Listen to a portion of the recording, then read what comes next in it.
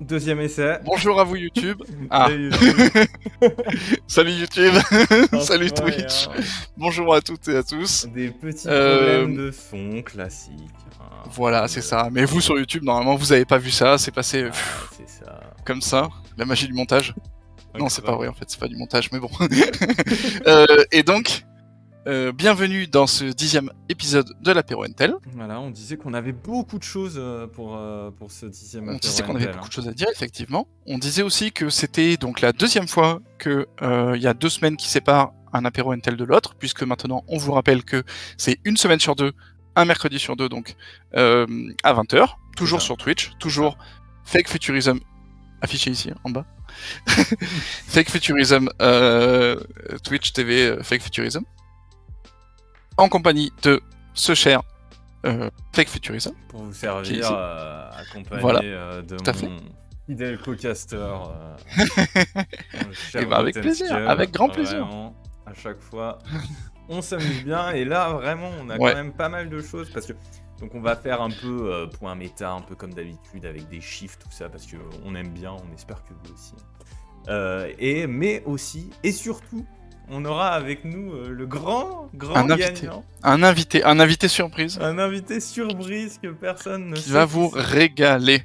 Un- Mais normalement, si vous êtes sur YouTube, vous l'avez dans le titre de la vidéo, donc ça compte pas. Oui, ça, je mets un peu Mais mon un son peu plus fort. Ouais. Voilà, Ouais. très bien. Et ce qu'on disait aussi, c'est que effectivement, j'ai eu le plaisir de me lancer sur Twitch aussi, de créer une petite chaîne et tout ça. On parle un peu de Magic. On en reparlera. Donc Rotten Skull _ RTSK. On en reparlera en outro, je pense. Ouais. Si on a le temps, si on verra.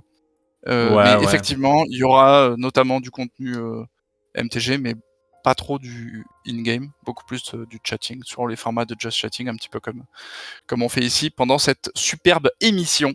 Voilà. En un mot, commençons. En un mot, effectivement. Qu'est-ce que tu bois ce soir, Fake Futurism? Alors ce soir, en l'honneur de notre invité, j'avoue, Ouais. tu vois, un petit jus de caramel en fait. C'est de l'eau aromatisée au caramel, un peu sucré. D'accord. Donc voilà, Ouais, je vois bien. dans un verre adapté évidemment. Ouais. Voilà, Ok. pour changer un peu de. C'est sur une base de quoi? Sur une base de houblon, non? C'est ça? Ah, Non, c'est c'est sur pas du une houblon. base de houblon, ouais. Ouais, c'est ça. Oui, je crois que c'est ça. Hein. C'est ça, hein? Enfin, non, bref, non, je sais plus. ça commence comme Whisky, United System. mais c'est pas vraiment ça. Ouais, je comprends. Tout à fait. Bon, voilà. Eh ben écoute, moi je suis sur une boisson brune, Ah ouais. servie par un joli pélican. Ah oui, j'ai arrêté. Eh oui. Ok, d'accord, bah, c'est très bien. Et, bah, écoute, Eh ben, à à ta la tienne. santé. Hein. Orge maltais. C'est ça, Voilà, c'est plus tout à fait. le maltais. Exactement. Ben, merci beaucoup, United System, pour ces petites Et précisions. en tout cas, il coule très bien le sucre, évidemment. Ah ouais. Donc, qu'est-ce qu'on va commencer par parler? Donc, on va juste parler des challenges un peu de ce week-end et un peu de ressenti. Il y a des petits trucs à dire qui vont être assez rigolos. Ouais. Donc voilà, MTG Goldfish comme d'habitude. On va juste parler du top 8, comme encore à l'accoutumée. J'ai un peu regardé les decks en amont parce qu'on aura un peu moins de temps pour parler, vu que la deuxième partie de l'émission, on va pas mal discuter, notamment du deck Death and Taxes, évidemment. Voilà, petit spoiler. On va en parler. On va en parler, effectivement. Effectivement. Mais voilà, donc c'est plus un peu pour avoir un aperçu de la méta. Donc j'ai regardé un peu les decks pour voir s'il y avait des trucs intéressants à en dire ou pas en amont. Mais là, on a donc 2 delvers qui sont assez classiques. Je vais pas aller dessus. Un elf aussi qui est assez classique. J'ai envie de voir ces 3 decks qui sont un peu plus différents.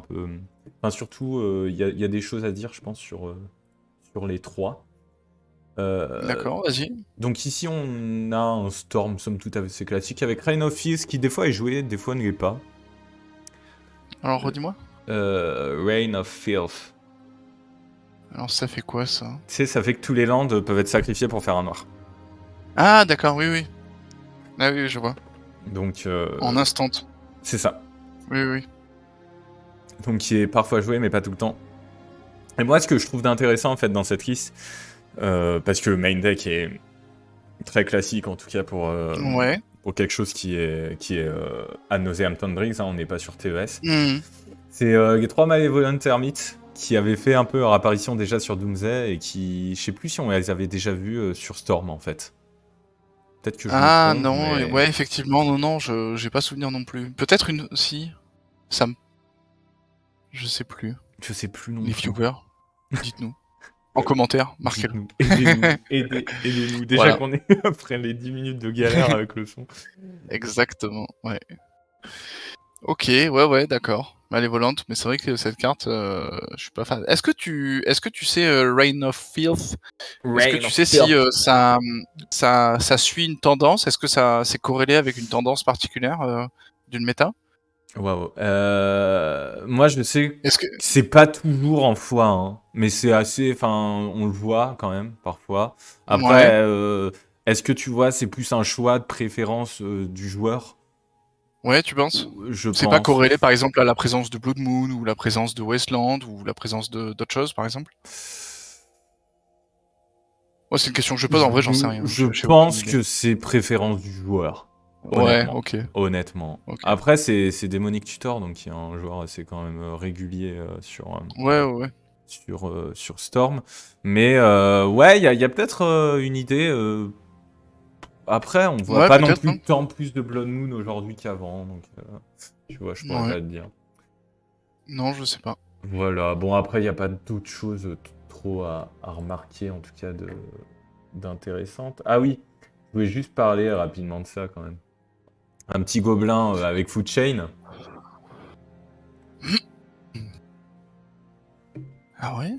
Voilà, donc le gobelin vert, donc avec les 4 hiérarques, mais aussi avec 4 Food Chain, qui splash bien, et évidemment le noir, qui joue même Bogart Harbinger, qui est pour 3, une 2-1, qui va chercher un gobelin et met sur le dessus de la bibliothèque, si je me trompe pas. D'accord.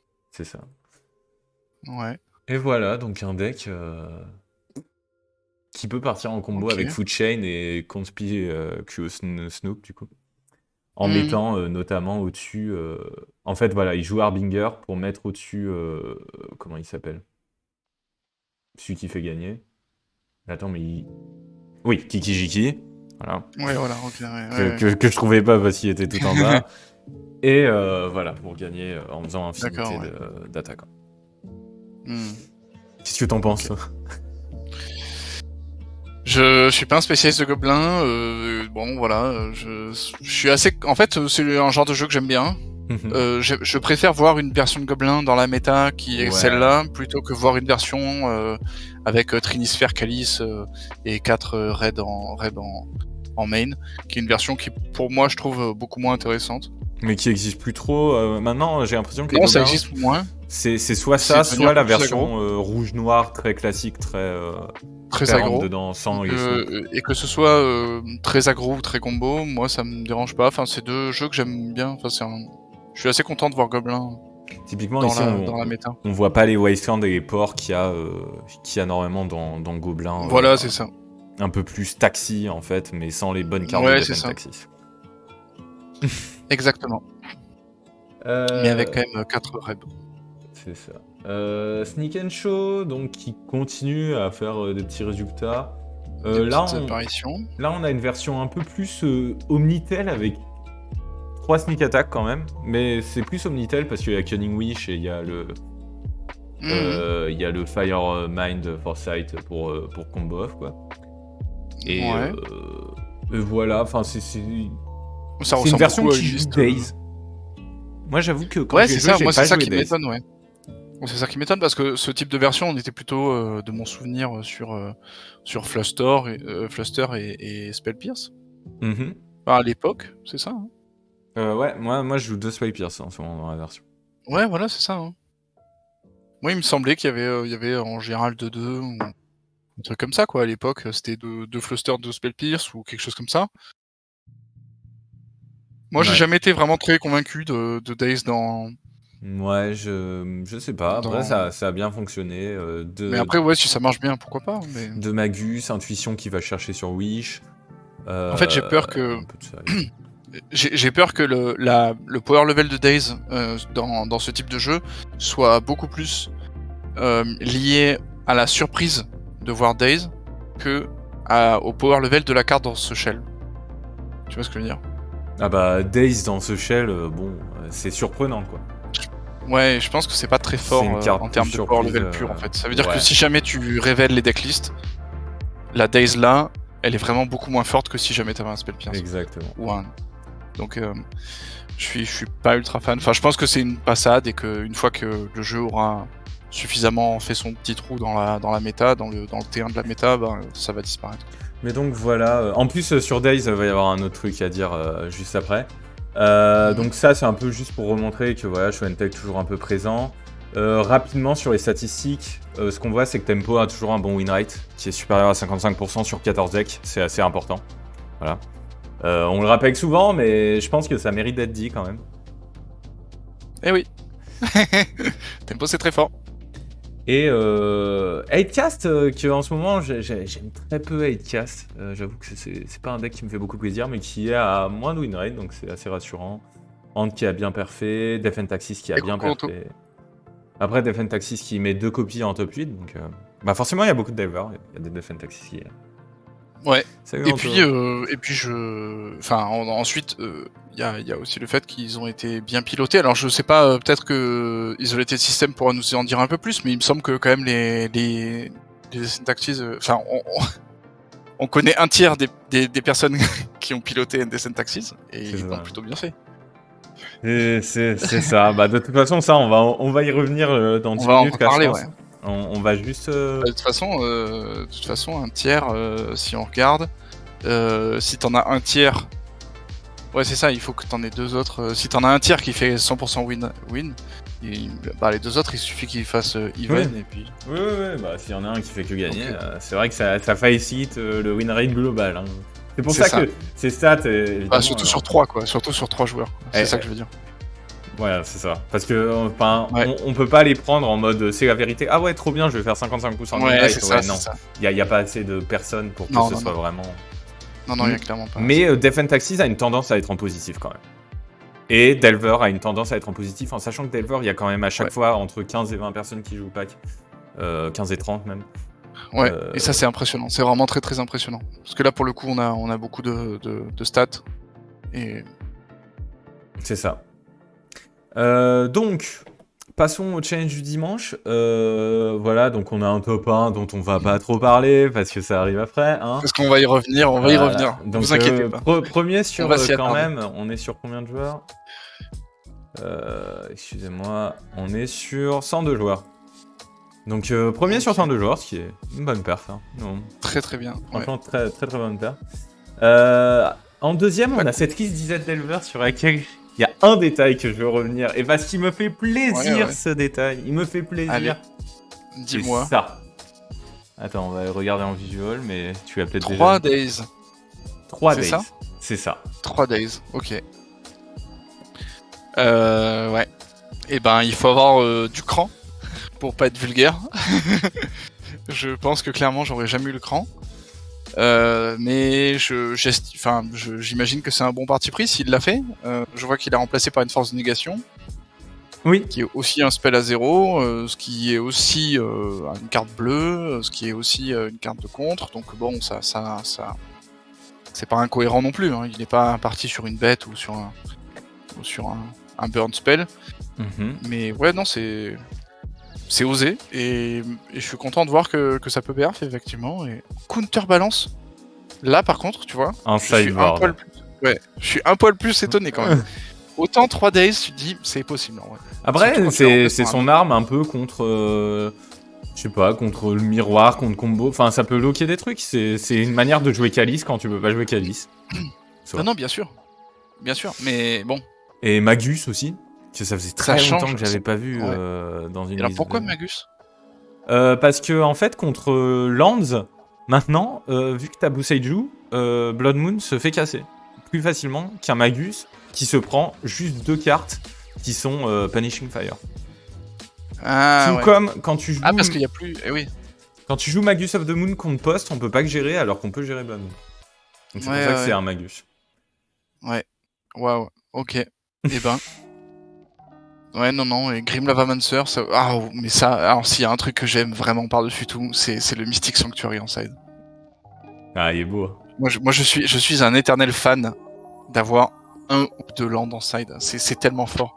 Et Andrea Mengucci le disait, hein. Il disait, de toute façon, les lands sont tellement puissants en Legacy qu'il faut vraiment ne pas sous-estimer le fait de les mettre en side et de changer sa mana base. C'est ça. Et c'est quelque chose que je faisais de temps en temps dans Bug, par exemple, en mettant un Wasteland, un basique, en side et en main, voilà, et pour pouvoir échanger. Et ça, c'est vraiment pas négligeable du tout. Enfin...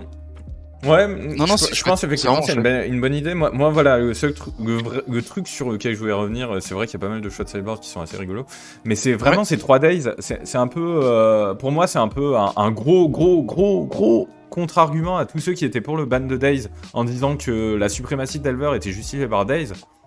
En fait, pour moi le fait qu'il y ait des joueurs quand même qui se disent ouais, Days, je vais peut-être en mettre 3, parce que pour avoir beaucoup joué le pack, et je sais pas si tu partages cette opinion, vu que t'as beaucoup joué aussi UR, Edouard, pour avoir beaucoup joué le pack, Days est quand même une carte qui, souvent, quand elle est bien jouée autour, va être complètement morte et t'as plus envie de la piocher. Et du coup, en fait, cette idée de jouer 3 Days, moi, elle me paraît pas si saugrenue, et elle va un peu dans cette logique que c'est pas forcément Days le problème quand vous jouez contre UR Delver, hein.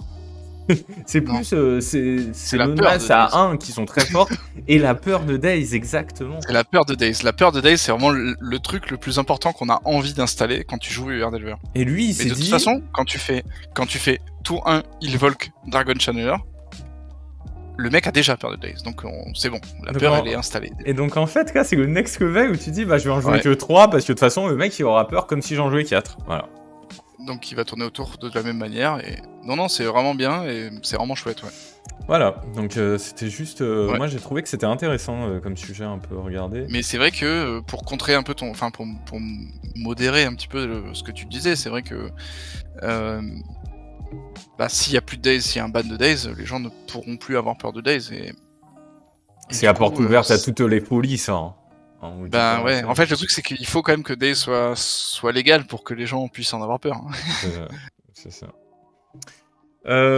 Encore une petite liste de sneak, je crois qu'elle est pas très différente. Ah si, c'est quand même là on est plus sur une liste assez classique de sneak attack, donc avec 4 sneak attack. Alors est-ce qu'on peut prendre seulement 1 seconde ou 2 secondes max pour parler de l'artwork de ce News Band? Oui, moi aussi il m'a fait bugger. Ouais. On peut, hein. On peut même faire 5 secondes de silence, quoi, pour... Ouais. Moi, ce qui me venait, c'était vomitif, mais... Ouais, moi aussi, je comprends pas, mais... Ok. Oh, les goûts et les couleurs. Mais bon, voilà, le 10 assez classique, donc un petit Malévolante, pourquoi pas, Cosmic Return, très bien, Court of Fire. Alors, qu'est-ce qu'il fait, celui-là? C'est, tu viens le monarque... Ouais. Et tu colles 2 à n'importe quelle cible si t'es pas le monarque, et si t'es le monarque, tu colles 7 à n'importe quelle cible au début de ton objectif. Donc en fait, c'est surprise, je joue pas Show and Tell, je joue une carte qui te colle 7. Ou tu peux jouer sur Show and Tell aussi, d'ailleurs. Ouais. Ah ouais. Et notamment, ça passe au-dessus de piège-pont ou des trucs comme ça qui peuvent t'empêcher d'attaquer. Ouais. Pourquoi pas. Mais ça prend pas... Enfin, ça passe... Bon, Guild Drake, c'est pas très joué, à part dans Esperbial. Ouais. Et donc ça passe outre Guild Drake, et ça passe autour aussi mais ça passe pas autour de Ashen Rider. Ouais. Mais Ashen Rider n'est plus joué. Ouais, voilà. C'est ce que j'allais dire, bravo. Très joué. Ah, Brad. Ouais. Bon, voilà, sinon... Malévolante encore, ouais. C'est ça, donc... Mais Show and Tell qui revient bien, parce que quand même, là, qui refait un top 8, on avait dit que Show and Tell, avec le ban de Ragavan, devrait revenir. Je pense que ça se confirme au fur et à mesure. Non, mais c'est chouette, en tout cas. Je vais pas mettre cette liste en full screen, mais voilà.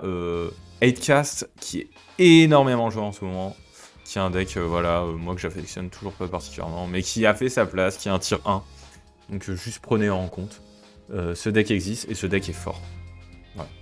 Je sais pas si tu veux rajouter un truc là-dessus. Depuis qu'il est si fort, Kappa a réussi à écraser Meltdown. Voilà, c'est tout ce que je voulais rajouter. Voilà, et ça c'est dur. Et c'est à cause de Kappa qu'il y a moins de Meltdown en série. Et donc avant d'en passer à notre illustre invité, on va finir sur une liste de lands donc qui complète ce top 8. Pourquoi j'ai envie d'en parler? Donc parce que ça joue Kaira. Voilà. Ça joue un petit compagnon plutôt que de jouer en fait Heavy Shriek Climber, vu qu'Endurance peut être joué avec Kaira. Eh oui. Ouais. Et l'intérêt de Kaira, en fait, c'est un peu... il ressemble à l'intérêt d'Yorion. Yorion, ce qui est bien, c'est qu'il peut speech sur Force of Will ou Solitude, par exemple. Ouais. C'est un de ses intérêts qui fait que, même en tempo, dans un plan où tu dois aller vite, elle peut servir. Et bah là, Kaira, c'est pareil, parce que avec pitch sur Endurance ou Force of Vigor, si besoin. Bon, après, ça coûte quand même 3, mais... Je pense que c'est un peu ça, et bon, c'est une free card, donc pourquoi pas. Ok. Voilà, sinon... Ouais. Crucible World, Spear, Boseiju x2, bon ça commence à être la base. Hein. On en a pas reparlé trop, parce que c'est vrai que le dernier Schwentel, on parlait de possiblement où ça pouvait rentrer, Boseiju. Ouais, celui d'avant même. C'est vrai qu'il y a beaucoup d'endroits où c'est rentré. Ouais, il y a beaucoup d'endroits où maintenant c'est rentré, ça a fait sa place, Boseiju a trouvé sa place en Legacy assez rapidement. Et il y a pas mal de decks qui le jouent en x2. Alors en général c'est x2 main deck, c'est ça, si je me trompe pas? Oui. Ou alors c'est 1-1. Enfin ça dépend un peu, non? Moi je pense que c'est 2 main deck, non, dans Lands. En général je le vois en 2 main deck. Ouais, ok. Bon là on en voit un aussi en side, mais bon c'est autour de 2 main deck. Ouais mais là il y en a 2 main et un en side. Oui c'est ça. Ouais voilà, c'est ça. Donc bon là ça peut être un peu plus, un peu moins. Et c'est exactement pour ça qu'on voit Magus of the Moon plutôt que Blood Moon en fait. Ouais, tout à fait, ouais. Parce que t'as trop bossé. Ouais. Voilà. Ok, alors un petit truc avant de passer à notre super invité. Vas-y. On n'a pas trop parlé de la proposition de Wizard qui était de 50 balles les wildcards. Ah oui. Il y a eu quand même une nouvelle, une assez grande nouvelle, parce qu'elle a fait beaucoup de bruit. Effectivement. Et pas beaucoup en bien. Non, c'est sûr.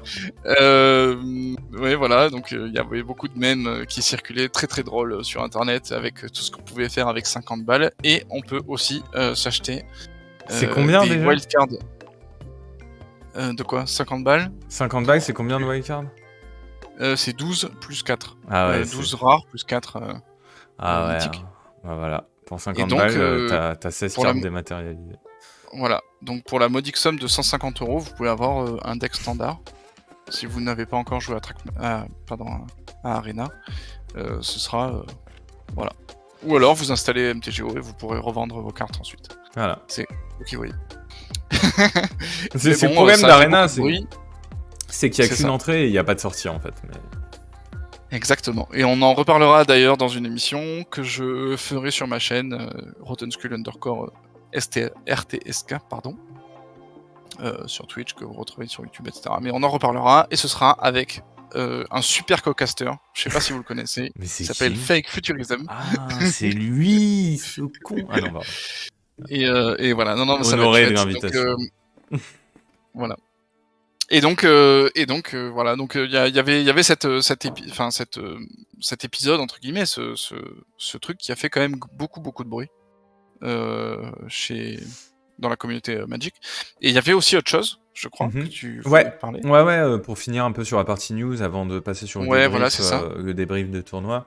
Demain va y avoir un announcement de la part de Wizard qui va faire une annonce sur donc les Organized Play, donc potentiellement le retour des Magic Fest, on sait pas.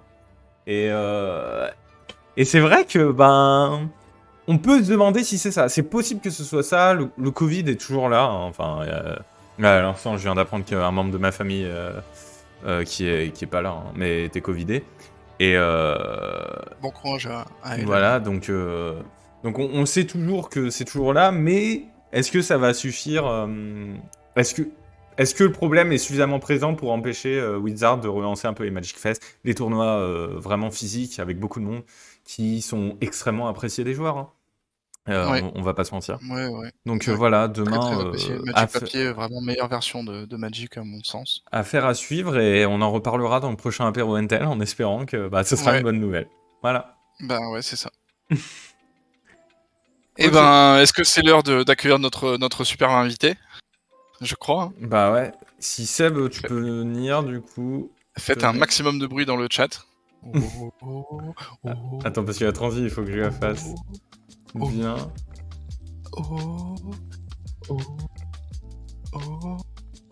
Ouais, c'est bon, ouais. Il faut juste qu'il mette sa cam, il est là sur le vocal. Il n'a pas encore mis la cam, attention.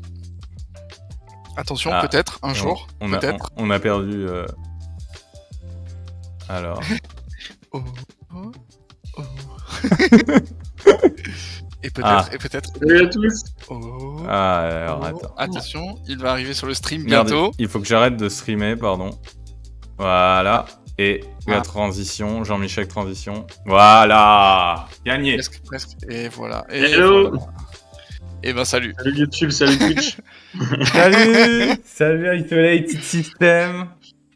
Bon. Voilà, notre champion. Comment vas-tu, mon cher... Grand vainqueur du challenge. On ne le présente Sébastien. Ouais, je suis en présence des deux meilleurs casters. Sûrement. Hein. Je sais pas ce qu'il va falloir que je le dise. Bon, du coup, j'ai un petit truc comme Fake Futurism. C'est santé. Ouais. Donc, à la vôtre. D'accord, t'es aussi... très bien. Ça fait plaisir. Voilà, c'était là. Tu m'as devancé, j'allais te poser la question. Qu'est-ce que tu vois, Isolated System? Et donc, on a affaire... Je me suis préparé pour ça, quoi. Voilà, on a affaire à de l'orge maltais, c'est ça alors, tu nous le disais? Non, faut pas le dire. Ah non, c'est de l'eau caramélisée. Hein. Ce qui est rigolo, c'est qu'il y a 9 footage de nous qui dit qu'on boit de la bière dans les derniers apéros Intel, mais on mentait. Hein. Bien sûr. C'était une farce, bien sûr. C'était une boutade. Non. Et donc, palmarès quand même très bon à ton actif, parce qu'on peut le dire, tu fais partie des meilleurs joueurs de DNT. Meilleur, je sais pas encore. En tout cas, en tout cas, je pense sur MTGO, je dois être dans les top 5, top 10 des joueurs de DNT récurrents. Ouais, c'est ça. Hein. Bon, après, travail. On a fait quand même beaucoup de... Je te trouve un peu modeste parce que sur MTGO, sur les challenges, il y a au max 5 joueurs de DNT. Hein. Je pense que tu peux aller un peu plus et dire, allez, top 3. Ouais, sur les challenges, je suis d'accord parce que je suis plutôt un joueur de challenge que de ligue. D'ailleurs, on pourra expliquer pourquoi, mais sur les challenges, je suis d'accord. En vrai, il y a surtout Lunil, Tundun Slave, XG Cloud. Après, en ligne, il y a genre pas grand monde non plus. Hein. Enfin, Death and Taxi, c'est un match que tu rencontres pas souvent. Enfin bon. Ouais. Bon. Et bienvenue à toi en tout cas dans ce 10e apéro d'apéro Intel. Ça fait plaisir d'avoir un plaisir. Vous allez bien? Ok, ça va très bien. Extrêmement bien. Extrêmement bien. Bon alors pourquoi plus les ligues que le challenge? Et ensuite explique-nous un peu ce challenge. C'est challenge parce qu'il y en a eu deux. Ouais. Il y en a eu beaucoup. C'est vrai qu'il y en a eu deux. Alors pourquoi plus les ligues que le challenge? C'est vraiment que DNT est un jeu qui est pas terrible contre combo et quand on joue MTGO en ligue, il y a beaucoup de combo deck. Du coup, c'est très très dur de faire un trophy avec DNT en ligue. Pour avoir testé plusieurs fois, beaucoup de fois. Donc non, c'est pas un très bon jeu de ligue, c'est plutôt un jeu de challenge, de gros tournois. C'est un jeu compétitif contre les jeux compétitifs, donc voilà, ça c'est un peu la patte de DNT. Ouais. Et voilà, pour cet aspect de challenging, c'est aussi pour ça que je joue plutôt en challenge qu'en ligue, même si je grind un peu quand même MTGO. En fait, j'ai juste une remarque à faire, je rebondis là-dessus. Est-ce que DNT, c'est pas un des rares decks Legacy qui pourrait perdre contre plusieurs decks modernes? C'est possible. Je me suis déjà interrogé là-dessus parce que en regardant quelques streams modernes de Manguchi, Ryujuk et tout, il y a certaines piles et je me dis mais en vrai si j'arrive avec DNT là, je me fais ouvrir. T'as sorte sous clochard en plus et c'est clair. Et Port. Bon après il y a Westland et Port, donc ça aide quand même. Port. Ouais. Mais voilà, non, mais c'est vrai. C'est un des decks qui pourrait perdre contre des jeux modernes, je pense. C'est vrai, mais je pense que c'est aussi le cas pour beaucoup de jeux en Legacy, hein, parce qu'en Legacy, on a tendance à avoir des anti-bêtes qui sont vraiment adaptés au Legacy, c'est-à-dire très faibles. Ouais. Tu penses et... Delver, je pense que c'est quand même très fort. Daze. Non, Delver battrait tout moderne, je pense. Les combos battent tout le moderne. Daze peut-être, mais en fait, le truc, c'est que en moderne, tu peux t'en sortir si t'as une 5-5 en face de toi. En Legacy, quand t'as une 5-5, ça devient très très très difficile. Oui, en fait. mais bon, tu mets des 8 feet vol, donc ça va. Non, en vrai, je pense qu'il y a quand même. Ouais, maintenant qu'il y a Murktide. Après, tous les combos empaleraient tout le moderne, évidemment. Oui. Et le contrôle m'a l'air super fort aussi, quand même. Non Ouais, non, mais je pense aussi. À jouer des Sphinx et des côtes, là. Ouais, je pense que ça serait des win rates incroyables, mais bon. Bref. Après, il reste Valensix et Ragavan en moderne. Ah, c'est vrai. Petite note. Vrai. Je préfère le dire. Contre moi, c'est une sacrée carte. Bon, bref, on a un peu digressé sur on digresse, voilà, c'est ça. C'est à cause de l'eau caramélisée. Alors, depuis combien de temps tu joues Est-ce que tu peux nous donner un petit peu à nous, aux viewers, aux téléspectateurs, à tous ceux qui nous regardent un petit peu ton palmarès qui es-tu, Isolated System? Pourquoi es-tu là, en fait? Ça fait quand même très très longtemps, je crois, que tu pilotes DNT. Et t'as déjà eu énormément de bons résultats avec. Des tournois papier, notamment. Est-ce que tu peux nous en parler un peu plus? Ouais, alors je joue depuis, je saurais pas dire, ça va faire 5 ans que je pilote le pack, 4 ou 5 ans. Lucas sera avec moi, c'était un de mes premiers très bons potes à jouer à Magic avec moi, donc je sais plus quelle époque c'était, Lucas, mais ça devait être par Jeff Taxi, j'ai l'impression que tu joues depuis 8 ans, mec. Hein, donc, vraiment. C'est peut-être ça, mais le temps passe vite quand on s'amuse. Ah oui, ok. En vrai, donc c'est un pack que je joue depuis longtemps, et en fait à l'époque je jouais ça parce que c'était un pack qui était pas cher, et j'avais des cités des traîtres pour mon jeu Storm, enfin X-Storm. C'est vrai ça. Et je voulais pas forcément mettre trop d'argent, étudiant et tout, donc voilà. Et Death and Taxi, c'était un deck qui coûtait pas très cher. J'avais déjà quelques cartes en plus à l'époque, donc je me suis dit je vais monter le pack. Et je pourrais même dire qu'à ma première année d'études, donc il y a maintenant 6 ans, j'avais reçu mes Westland, donc ça devait être il y a 6 ans. J'avais acheté sur MKM. Donc voilà. Et après, du coup, j'ai jamais joué autre chose que ce pack, sauf un petit outsider pas très compétitif qui s'appelle Soldier Stompy, mais bon, je vais pas trop en parler ce soir. Ah mince. C'est pas la peine. Zut. Zut. On ne t'en voudra pas, personne t'en voudra. Voilà. Ok, et du coup, alors, ce palmarès avec Death and Tax, il t'a amené jusqu'où? Donc, en papier, pour le coup, si je compare un peu Amazon, vu que c'est en papier, du coup, la zone où je jouais, c'était Grenoble. Et pour comparer un peu aux autres Grenoblois, j'étais pas non plus un qui perfait le plus, parce qu'il y avait il y en avait au Big Legacy à Valence ou Ajouter Jeux qui arrivaient souvent dans les top 8, et la méta était assez et pas du tout pareil que sur MTGO, donc j'ai fait quand même quelques top 8 en Winnebiland, etc. Et voilà, mais j'ai pas on va dire, j'ai pas super surperf en tout cas par rapport à MTGO. J'ai fait des bonnes performances sans non plus être incroyable, parce que je pense que le pack aussi, le temps que j'apprenne, c'est un pack qui est très très long à apprendre. Avant qu'il y ait Yorion aussi, était quand même moins bon qu'aujourd'hui. Donc tout ça a fait que ensuite il y a eu le Covid, et voilà, donc j'ai pas trop joué en papier depuis le Covid. Il y a aussi une raison qui est un petit peu, enfin c'est ce que tu disais, mais sur la méta en papier en fait, qui est donc extrêmement différente de celle de MTGO. On a beaucoup plus de rock deck en fait en papier que sur MTGO. Et comme tu disais, Death and Taxi c'est très fort contre les top 2 à méta. Mais des fois, quand tu vas tomber contre des decks un peu, pas forcément oufissimes, qui par exemple se feraient ouvrir contre Delver, mais qui vont être bons contre Death and Taxis, un peu bizarrement. Tous les combos aussi, qui vont plus être très joués en challenge.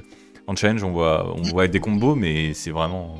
Enfin, il y en a pas tant que ça comparé à en papier IRL, je trouve.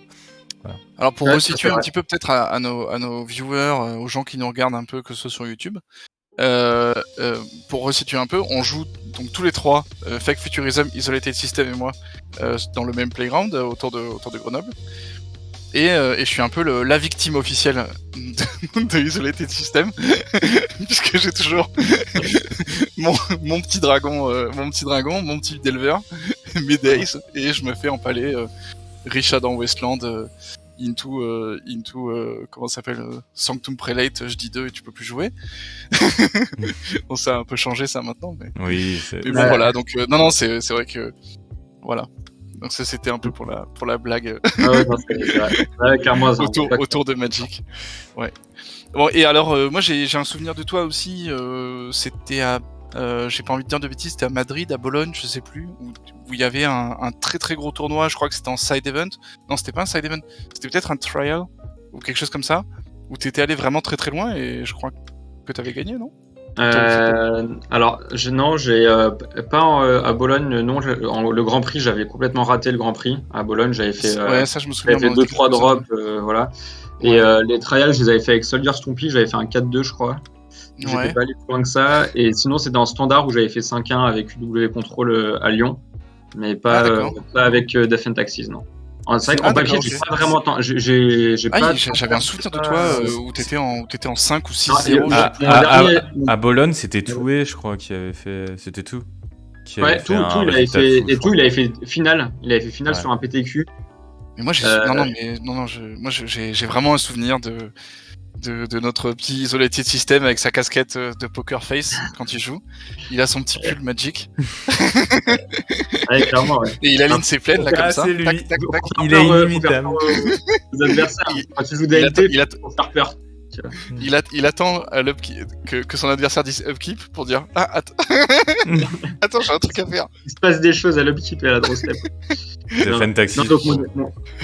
Mon dernier tournoi papier où j'ai quand même parfait, c'était à Lyon, sur la carte à jeu, donc où j'avais gagné en finale, et c'était un tournoi, je pense qu'on devait être une cinquantaine, je crois 53. Ouais, c'était le Gons 5 ou 6, je crois. Ouais, Gons 6, ouais, ça devait être ça.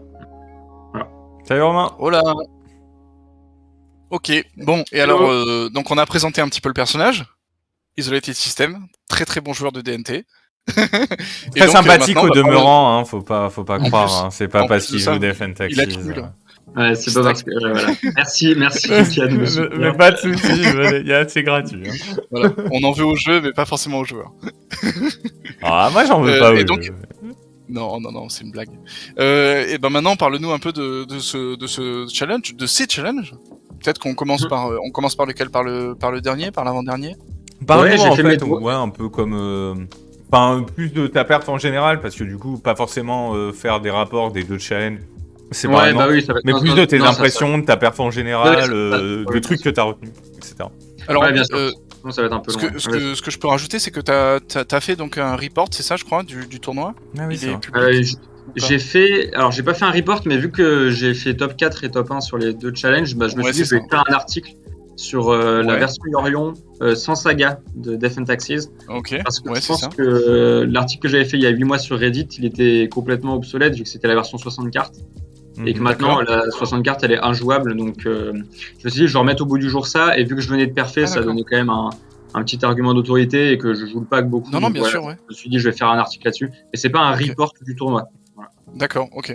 Et du coup, c'est deux fois, donc top 4 et top 1. Est-ce que les deux, c'était Yorion et Sagales alors? Ouais, les deux, c'était la même liste. Okay. Et du coup, je vais répondre à la question de Lucas en mes impressions. En vrai, j'ai fait un peu mes devoirs, j'ai noté toutes les rounds que j'ai eues. Donc, le premier challenge, assez rapidement, j'ai joué contre Delver, Control, Cloudpost, Control, Lands, Delver, Ant et Elves. Donc c'était vraiment des decks méta. D'ailleurs sur les deux challenges, vous allez voir que c'est que des decks méta que j'ai rencontrés. Ça explique aussi ma performance. C'est parce que DNT a envie de rester dans les top tables et jouer que contre de la méta en fait. Comme disait Lucas, je trouve contre un random deck, je peux me faire éclater. Donc il faut rester, c'est un peu la malédiction de Death and Taxes, il faut rester dans les top tables si tu veux arriver loin. Voilà, j'ai joué contre ça, premier challenge. Donc, bon, UR Delver, le premier round, j'ai perdu contre UR Delver. Donc, c'est aussi un truc que je veux dire à tous les joueurs de UR. Même quand on dit que Death and Taxes a le match contre UR, ce qui est vrai, hein, on a le match-up. Et en fait, on peut toujours perdre contre UR Delver. Oui, le pack est tellement fort. C'est pas un 70-30. C'est pas un 70-30 du tout. Je pense que c'est un 60-40. Ouais, je pense aussi. Moi, j'ai aussi ça en tête. Voilà, c'est un 60-40, voire 55-45. Mais bref, en tout cas, quand on joue UR Delver, il faut pas se dire contre DNT, voilà, on n'a pas perdu, loin de là. C'est un match-up qui est très intéressant, très interactif. Très stylé, hein. Très stylé.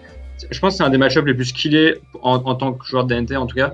C'est un des plus stylés que je peux avoir, skillé avec Lands. Un des plus stylés. Delver, c'est stylé aussi.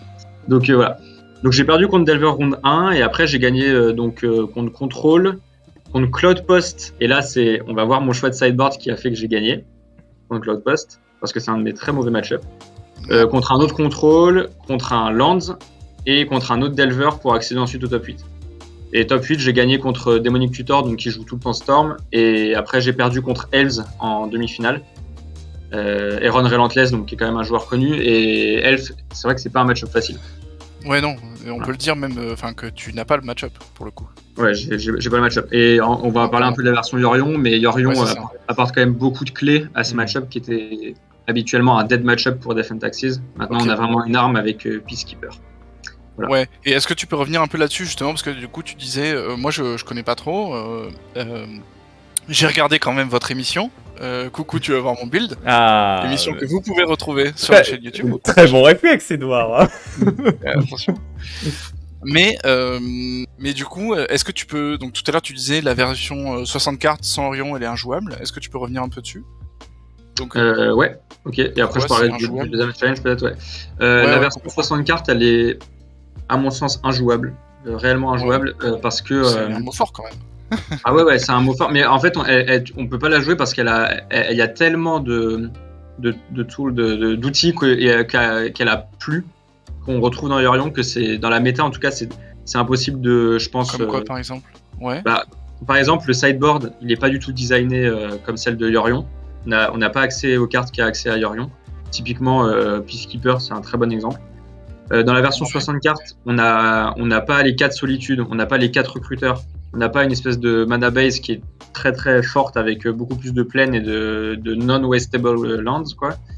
On a accès à un compagnon. Et ça c'est nécessaire en ce moment, tu penses? Ouais, ça c'est nécessaire et très nécessaire. Et en plus on a accès à un compagnon et je pense qu'il y a au moins une game sur deux où Yorion, le fait qu'il soit un compagnon, ça change vraiment la donne. Dans le sens où si j'avais pas eu Yorion, j'aurais perdu la game. Ouais. Ah d'accord, ok, carrément. Donc, on s'en rend pas compte, mais autant le joueur de Lance qui joue Keira, c'est vraiment un plus parce qu'il a épitché sur Force of Vigor, etc. Autant quand on joue DNT, Yorion, c'est hyper fort.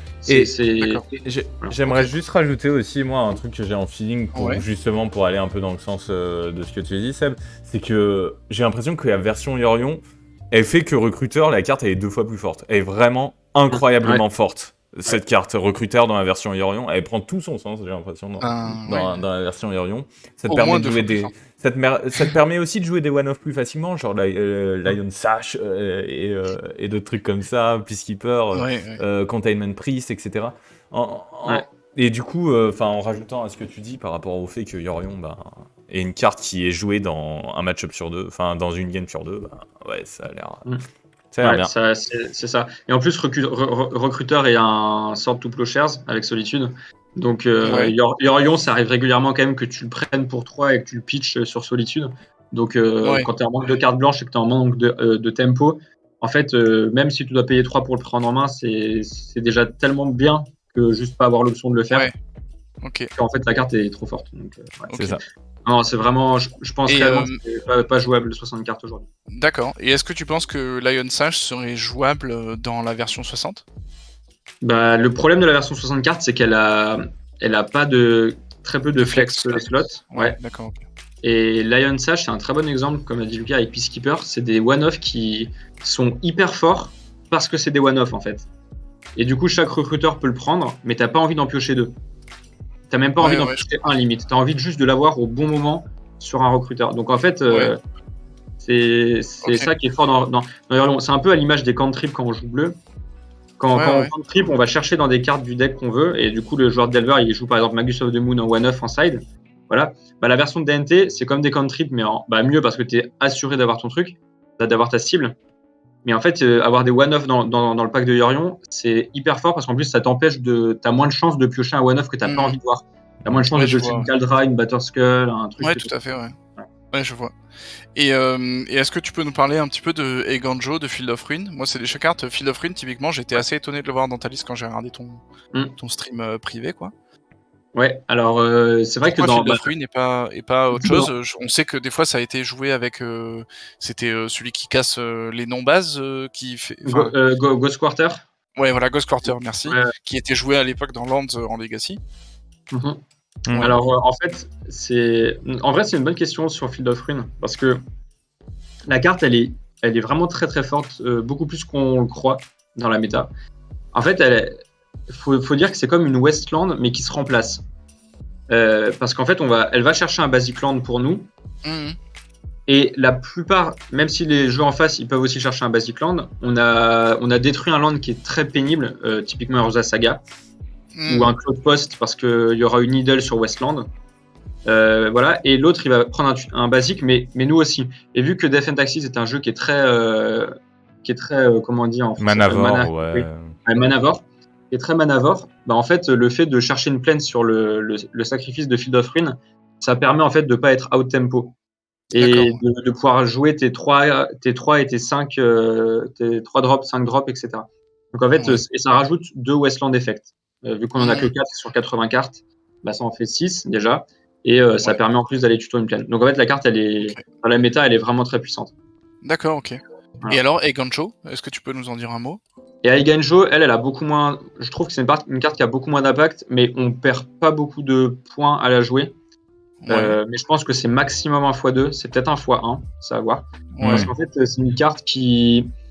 En fait, quand tu l'as et que tu vas la channel, donc détruire une créature comme un Delver, une DRC, quelque chose de problématique, bah, c'est plutôt cool d'avoir cette option. Et quand tu l'as. Et franchement, me faire Westland un Eiganjo, c'est quand même assez rare parce que c'est un deck qui a quand même beaucoup de land. Donc, si le mec qui Westland Eiganjo et pas un Richard d'Emport, bon. En général, tu es plutôt content, mais si c'est corner case, voilà, ça peut arriver que c'est ta seule source de blanche en main et que c'est un vrai problème, mais c'est assez rare. Donc ça coûte pas grand chose de la jouer et c'est un petit bonus, c'est une plaine un petit peu nulle dans certains cas. Voilà. Et ça peut pas se faire contre elle. Ouais. Et alors du coup, pourquoi 2 et pas plus? Si justement tu dis, parce que effectivement, parce que c'est légendaire quand même. Ouais. D'accord. C'est quand même légendaire. C'est un peu comme. Ouais, c'est comme Caracas. C'est un peu comme Flagstone. Ouais, Caracas, c'est un problème. Oui, mais Caracas, c'est parce que c'est fort, Caracas. Ouais, Caracas, c'est parce que la carte est complètement Ouais, indispensable. En x4. Et en fait, un des problèmes de DNT, c'est que souvent, quand tu en pioches 2 ou 3, c'est des dead draw. Donc non, donc t'en joues. Eiganjo, ça sert à rien d'en avoir 4 parce que c'est un land légendaire et pour le coup, si tu fais Eiganjo, je le tape, je remets un Eiganjo pour prendre un mana blanc, l'autre en face, il va Westland, quoi.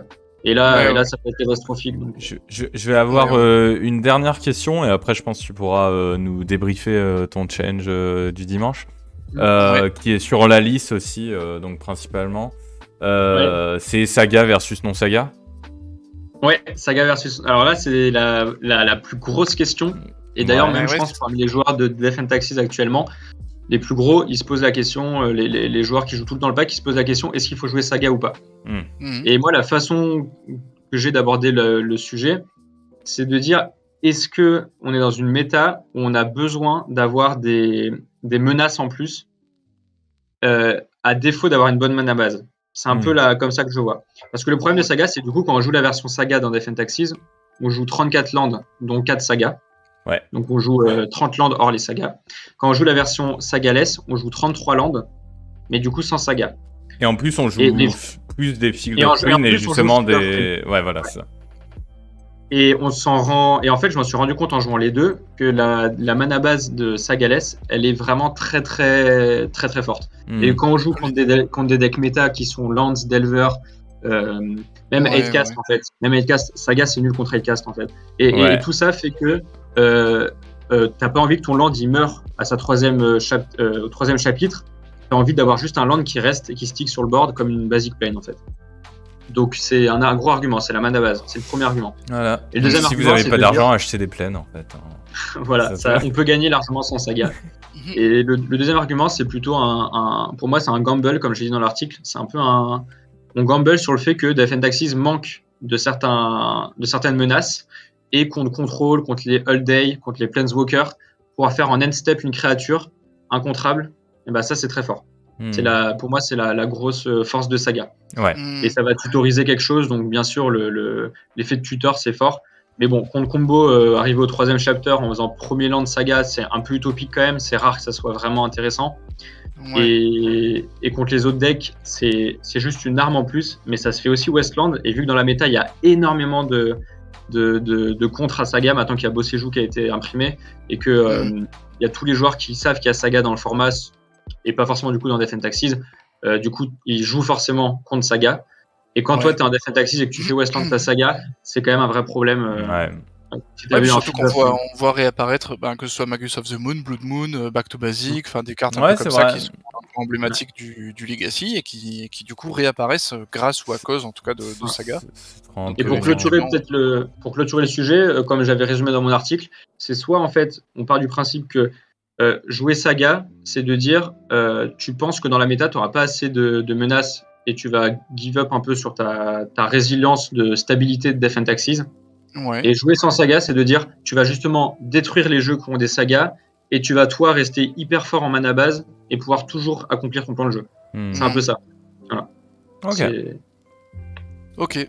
Bah ça répond bien. Ouais, alors ce challenge maintenant, on te fait parler, pardon, hein, mais bon, on t'écoute, c'est extrêmement intéressant. Ouais, c'est intéressant. Tous ces insights de Death and Taxes que on n'est pas capable d'apporter très honnêtement, que ce soit ni moi ni Fake Futurism. Enfin, ne le prends pas mal, hein. Non, mais c'est normal, j'ai joué qu'un seul pack pendant 6 ans, donc forcément. Ouais, mais bon, ça a des avantages. Du coup, tu es invité en guest. Et tu participes très activement en tout cas à tout ce qu'on peut découvrir. Et, alors du coup, donc ça c'était on a parlé un petit peu, on a digressé après que tu nous aies présenté très rapidement, on n'est pas rentré beaucoup dans les détails du challenge donc de la semaine dernière. Non, pas de la semaine dernière, de ce week-end. De ce week-end. Et celui d'avant, de samedi, où tu avais fait donc top 4, ce qui est déjà pas mal. Du tout d'ailleurs. Très très très bien. Et donc parle-nous un petit peu de ce challenge. Donc c'était, alors attends que je vérifie, donc c'était dimanche 27 mars. Ouais, ce dimanche. Et donc ce dimanche. J'ai une question peut-être justement pour lancer ça. Est-ce que Seb, dans tes matchs, a eu quelque chose contre le chiffre 0 ? Parce qu'il y a une stat quand même sur ce challenge, c'est que tu nous auras fait 10-2-1. Et ça, c'est quand même assez incroyable. Ça, c'est quand même assez incroyable. J'avoue que là, c'est... Faut se dire que j'ai joué 30 rondes, enfin 30 matchs avec Death and Taxes. Et c'était dur psychologiquement et mentalement. À la fin, j'avais vraiment du mal, c'était dur. Je te comprends. Voilà, j'ai fait 30, entre 17h et 1h30 du mat. J'ai fait 30 matchs. Ouais. Alors, est-ce que d'habitude tu as tendance à avoir plus de mal celle que tu perds ? Est-ce que c'est en général la première ou la deuxième ? La première. D'accord, c'est la première. C'est post-side. Avec Death and Taxes, tu perds la première game et tu gagnes les 2 autres. Ah ouais. Okay. Donc en fait, c'est un peu horrible parce que tu te dis toujours c'est les montagnes russes. En fait, tu joues contre un pack, tu perds. Et là, tu te dis, t'es dos au mur. Tu travailles pendant 20 minutes à gagner 2 fois de suite. Ouais. Et c'est ça tous les rounds en fait. Et à part si tu joues contre Delver en round 1, il y a beaucoup de decks qui game 1. Death and Taxes est très fort game 1, c'est pas ce que je veux dire. C'est juste que moi, ce qui m'est arrivé dans ce challenge, c'est que les gamins, je les ai souvent perdus et je devais à chaque fois come back et refaire des 2-1, 2-1, 2-1, 2-1, 2-1. Et vu que je suis dernier à finir dans les rounds, j'enchaîne, j'ai pas de pause et je dois refaire encore des 2-1 et encore des 2-1. Okay. Et c'est vrai que c'était assez. Tu penses pas que c'est la faute, que en tout cas il y a une responsabilité du pack ? Et tu penses que c'est vraiment juste. Death and Taxes, c'est un pack qui est incroyable et c'est aussi un pack de merde. Voilà, les termes qui sont les dits. Termes. Parce que c'est un pack où tu vas devoir jouer parfois la clock sur une PGO. Ouais. Tu vas devoir, t'as pas le droit de misplay une seule fois, alors que t'as 10 000 décisions par rapport à ton opponent dans beaucoup de games. T'as plus de décisions que lui à faire. Mais d'ailleurs, et t'as pas le temps de te reposer entre les games. Voilà. Je vais juste rajouter un truc à ce sujet et moi. Enfin, c'est vraiment le compliment que je vais te faire pour cette émission. Je pense que t'es un excellent joueur pour jouer à la clock sur NTGO. Et que quand je vois le nombre de games que tu gagnes à la clock, où tu vas toujours plus vite que ton adversaire, tu lui mets toujours 30 secondes, 1 minute, c'est pas beaucoup, hein, parce qu'on joue forcément, enfin, sur MTGO, tu joues contre les meilleurs. Et tu leur mets juste une petite 30 secondes, 1 minute, et en fait, ta clock, t'as pas besoin de mettre des menaces dans ton deck, en fait. Il va juste pas gagner, il va jouer moins vite que toi. Et voilà, échec et mat. Incroyable. Moi, ça me sidère. C'est vrai. Et si vous voulez une petite stat sur les 2 challenges, donc sur 18 rondes, ouais. Vous savez combien j'ai gagné de match à la clock? De match, donc la game 3 en général. Match, ouais. Game 3. Game 2, mais game 3. Je sais pas. Alors non. 4 sur, j'ai gagné 4 matchs sur 18 à la clock. Waouh. Et en fait, et on pourrait se dire, mais je suis le pire des connards. On pourrait se dire ça. Mais en fait, je vous assure, c'est pas moi qui voulais gagner à la clock. Ah non, c'est qu'il y a des joueurs sur MTGO mais... ils font tout pour juste win, et je les comprends. Et du coup, je sais dès le début, quand je joue contre Lance, quand je joue contre Control, je sais que la clock c'est hyper important, même contre Elf en fait. Parce que moi, je vais mettre mon Peacekeeper, la game elle va durer des plombs jusqu'à ce que je trouve un Yorion, donc 7 landes, etc. Donc en fait, la clock, c'est... Non, moi je comprends tout à fait. À partir du moment où c'est dans les règles, enfin les règles de Magic Online sont différentes des règles papier, puisque c'est pas la même clock, et que la clock est extrêmement importante, comme tu l'as dit, de toute façon, que ce soit sur Magic papier ou sur Magic MTGO, dans tous les cas, la clock est très, très importante, même si elle n'est pas la même, et qu'on l'utilise pas de la même manière, du coup. Ouais. Mais bon, ça fait partie de la règle, et le fait d'utiliser cette règle pour gagner, moi ça me choque pas. Ouais. Mais bon, c'est pas. En tout cas, je pars pas dans un match en me disant je vais gagner à la clock. C'est pas ça que je veux dire. C'est juste que je fais gaffe de jouer rapidement les tours où je peux me permettre de jouer rapidement, où j'ai pas besoin de réfléchir.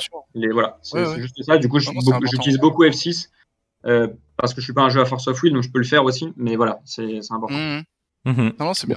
Okay. Et en plus, ça c'est un argument de plus pour dire aussi la différence. On parlait de la différence papier online au début, mais justement en papier, tu vas être plus sujet à faire des draws. Là où en online, tous tes draws, c'est des wins en fait. Exactement, ouais, ça c'est vrai. Et ça change beaucoup quand même.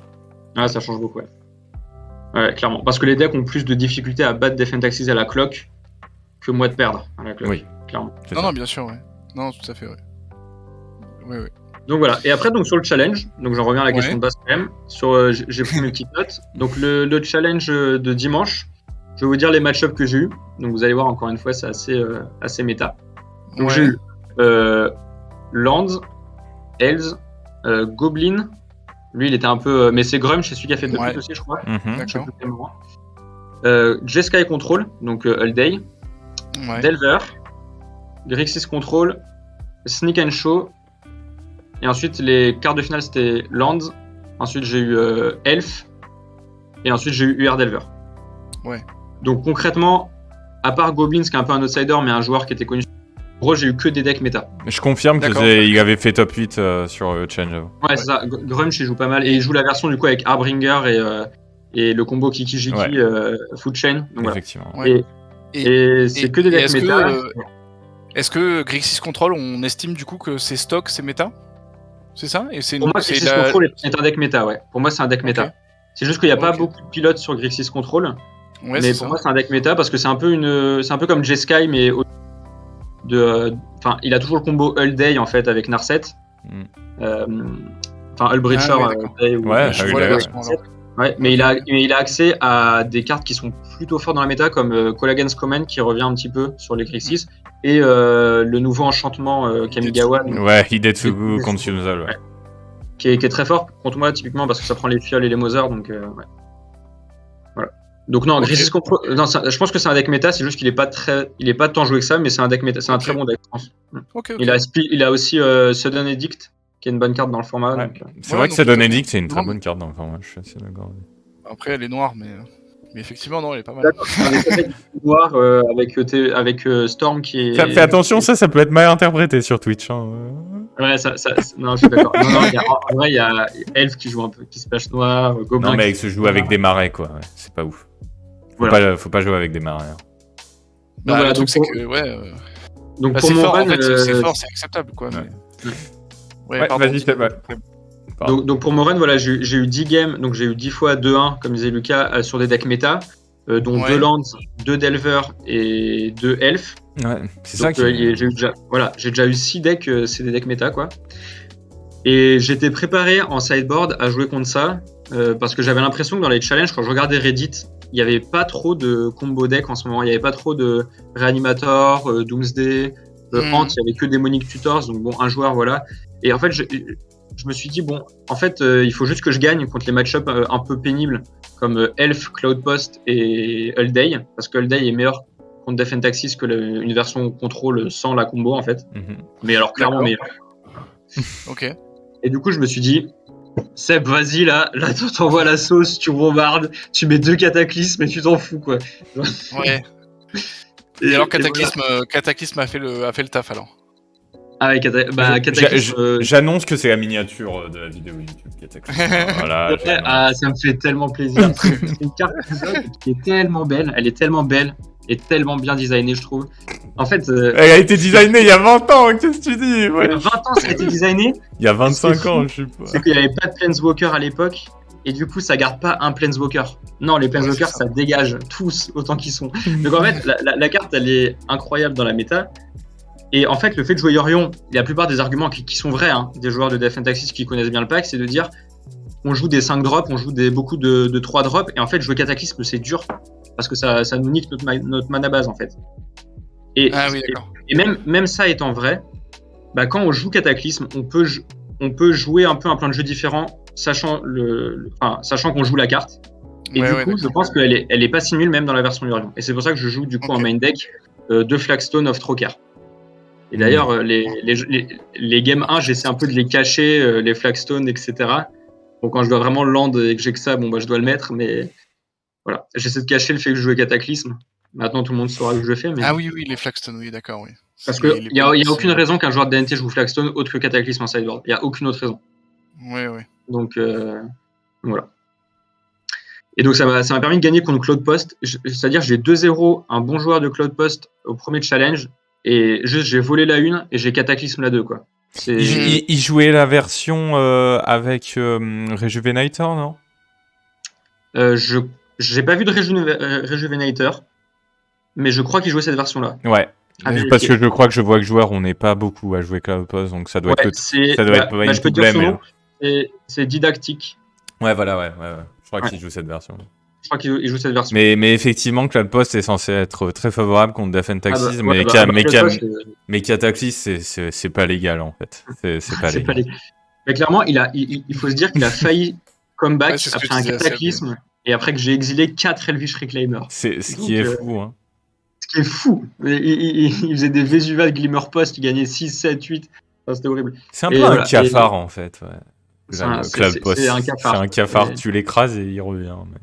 Après, même avec Cataclysme, je peux dire que le match-up il est toujours pas évident, hein, mais au moins c'est une vraie. Mais moi, en tout cas, je suis vraiment très d'accord avec ton choix de build et de toute façon, j'ai l'impression, enfin dans les gros tournois, quand il y a des grosses perfs en général, c'est qu'il y a des bons choix de build, il y a des bons choix de side, et je pense que Cataclysme a été un très très bon choix. Ouais, tout à fait.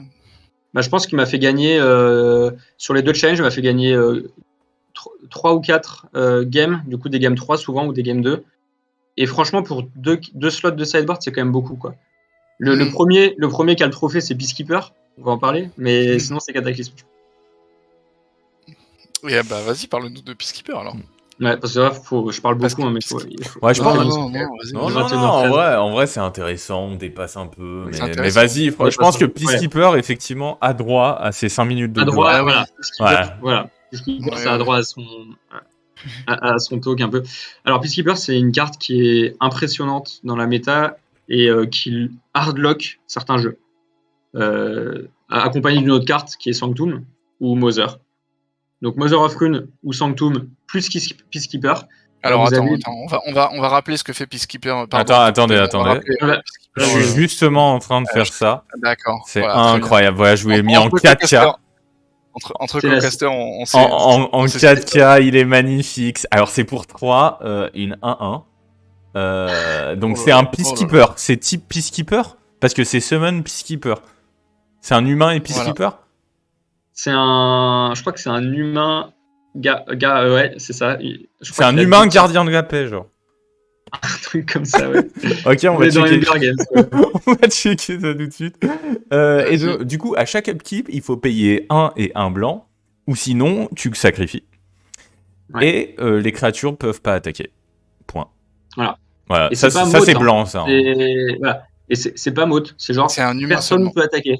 Voilà. C'est un Y a humain pas seulement. de... Ok. Ouais, c'est un humain, ok. Et ce qui est fou du coup, c'est que Moth, ça te dit bon bah quand t'as le vol, tu peux attaquer, puis Skipper dit non, reste chez t'attaques personne. Donc en fait, c'est dingue comme carte. Parce que dans la version Yorion, du coup, c'est jouable. Dans la version 60 cartes, c'est pas jouable. Parce que du coup, il faut attendre de piocher un Flicker Wisp, c'est trop pénible.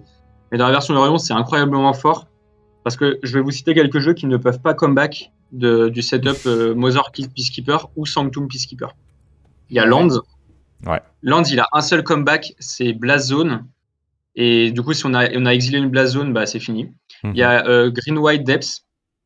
Green White Depths, il suffit de faire Peacekeeper, Mother of Runes, c'est fini. Ou alors Sanctum à 1, parce qu'il a que Sword to Plowshares et c'est terminé. Il y a Elves. Et en plus, maintenant que Bossejou existe, les joueurs de Elf, même les meilleurs, Aaron Relentless ou d'autres, et ben, en fait, ils jouent que Grist comme removal, qui peut removal un Peacekeeper. Parce qu'avant, il y avait des decay, des trophies. Maintenant, il y a Bossejou, donc il n'y a plus des decay et des trophies. Donc en fait, vous set up une Mother of Rune, un Peacekeeper, Elf a perdu la game. Voilà. Death and Taxis devient un jeu combo. Death and Taxis devient un jeu combo, faites attention. Hein. Faut faire attention rentrez parce que chez vous, setup... barricadez-vous. Franchement, là, ça va plus du tout. Ouais, c'est ça. Il y a d'autres decks comme ça. Il y en a d'autres, mais ça, c'est déjà 3 decks méta. Hein, ouais. Non, complètement. Ça, c'est impressionnant. C'est impressionnant parce que, et du coup, le fait d'avoir cette mini combo, en fait, cette espèce de sub-game dans la game, c'est comme Headcast. Headcast, il faut un peu plus le setup parce qu'ils ont quand même Dismember et Hater Spellbomb. Mais souvent, j'arrive à setup un Lion Sash ou un Caracas. Donc, du coup, le Spellbomb, s'il est utilisé une fois et qu'il est dans le graveyard, il n'y a plus de Spellbomb. Et après, il faut juste une Mother et un Peacekeeper et la game est finie. Headcast peut pas gagner. Et ça paraît déjà quand même pas mal de conditions, mais en fait, vu que les games sont plutôt longues, ça arrive de façon récurrente. Ouais. Donc, Et alors toi, comment tu gagnes à ce moment-là ? Ça c'est la très bonne question. J'en ai parlé dans mon article. Une fois qu'on a le Peacekeeper, c'est bien beau. C'est pour du ça coup, nous, on est à l'upkeep à payer 2.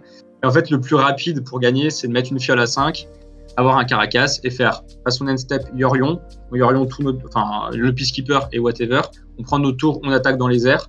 Le Peacekeeper revient une step, eux ils peuvent pas attaquer, on refait le même play en bounçant Yorion, Caracas, remettant sur la fiole, etc., tous les tours. Alors, en toute honnêteté, combien de fois tu as pu gagner en attaquant avec un Peacekeeper ?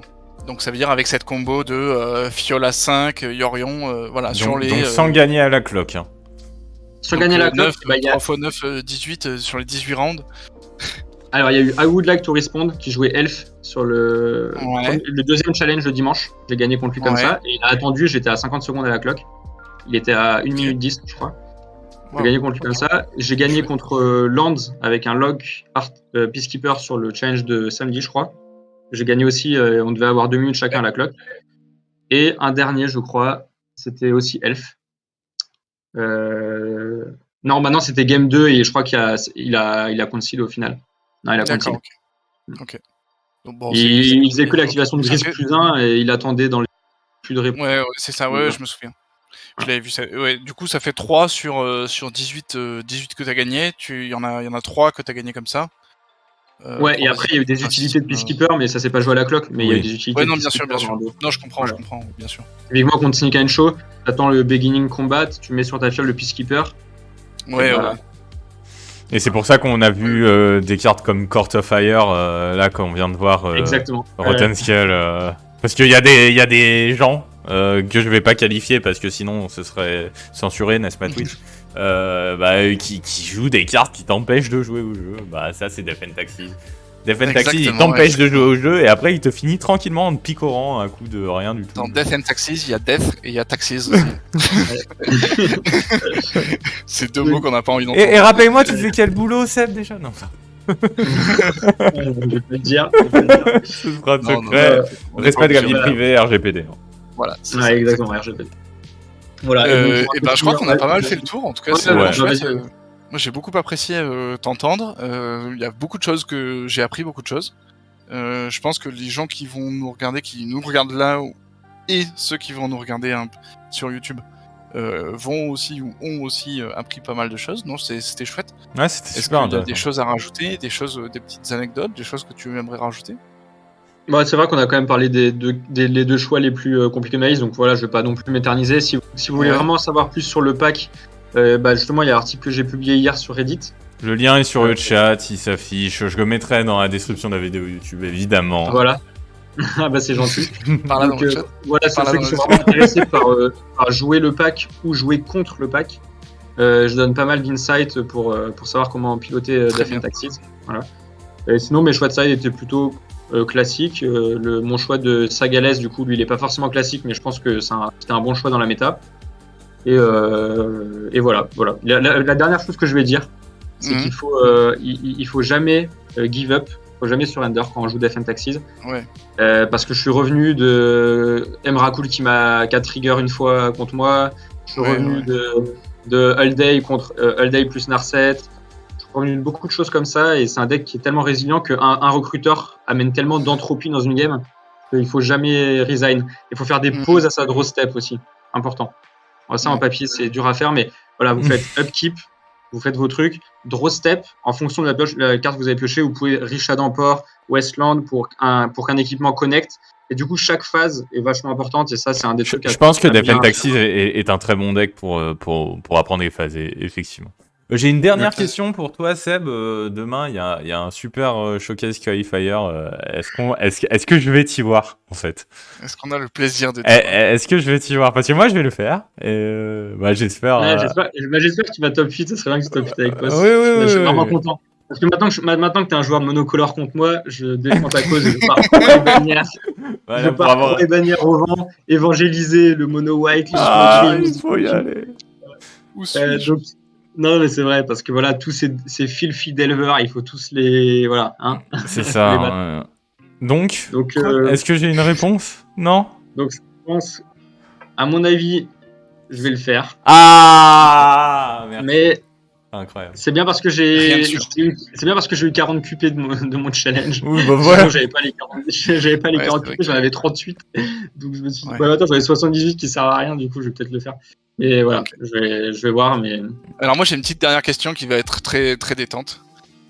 Si jamais tu devais changer et abandonner, ou en tout cas laisser de côté pour un petit moment Death and Taxes, est-ce qu'il y a un deck qui te fait particulièrement de l'œil ou qui t'intéresse particulièrement? Est-ce qu'il y a un deck sur lequel tu aimerais te plonger un petit peu, essayer de try le deck? En fait, le problème, c'est la malédiction qu'on a en tant que joueur de Death and Taxes, c'est que c'est dur de jouer autre chose que Death and Taxes. C'est assez compliqué. Mais parce qu'en fait, le deck, il est assez addictif et il est horrible parfois. Tu dis ça parce que t'as jamais posé des 3-3 vols tour 1, je pense. Ouais, je pense que c'est ça. Non, je pense que le deck que je jouerais en Legacy, ça serait Lands ou peut-être Delver. Ah ouais, Delver. Je suis pas un assez gros joueur. En fait, je pense que je suis nul sur Delver sur le pack. Ça dit Chris. En fait, je suis pas un joueur tempo, donc Delver est malheureusement pas trop ma tasse de thé, mais c'est un deck qui est très fort. Mais Lands, non, mais la tempo, ça s'apprend, hein. Vraiment, ça s'apprend, ça se try, ça s'apprend. C'est vrai que t'as fait beaucoup de Lands sur le Vintage Cube de deck un peu Lands. Ouais, voilà. Et Storm pas du tout. Storm pas du tout. En fait, le problème, c'est que quand je joue Vintage Cube et que je joue Lands, je fais 2-1 ou 3-0, et quand je joue Storm, je fais 0-3. Non, mais parce que Storm, c'est nul en Vintage Cube. Ouais, c'est ça. Donc, non, je pense que ça serait peut-être Lands. Peut-être Lands que je jouerais. Ouais. Mais alors, pas la version. Voilà, c'était un petit peu. La vraie version. C'était la petite question de fin qui était un peu détendue. Oui. Je peux le dire, très bien, en tout cas. Je peux le dire, c'est quand j'allais mettre mon cerveau de côté et finir une game en 5 minutes. Vas-y, t'es un Premium Captain, à toi. C'est pour farm des League Soldiers. Pour farm des J'en ai assez entendu. On va s'arrêter là. Voilà. Très bien. Et ben Sébastien, en tout cas, SOET System, merci beaucoup d'être passé. Franchement, c'était trop cool.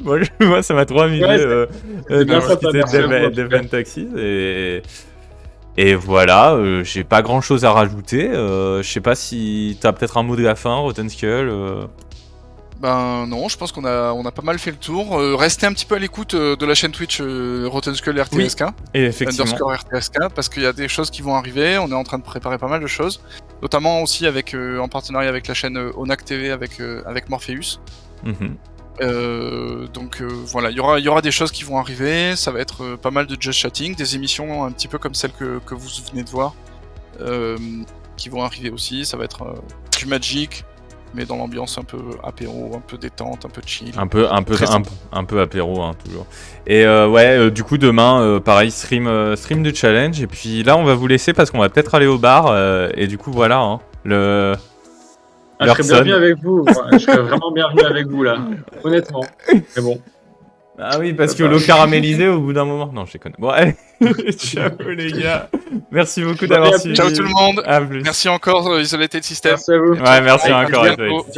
Dans 2 semaines, mercredi 20h, Fake Futurism. Notez, hein, dans vos agendas. Allez, ciao.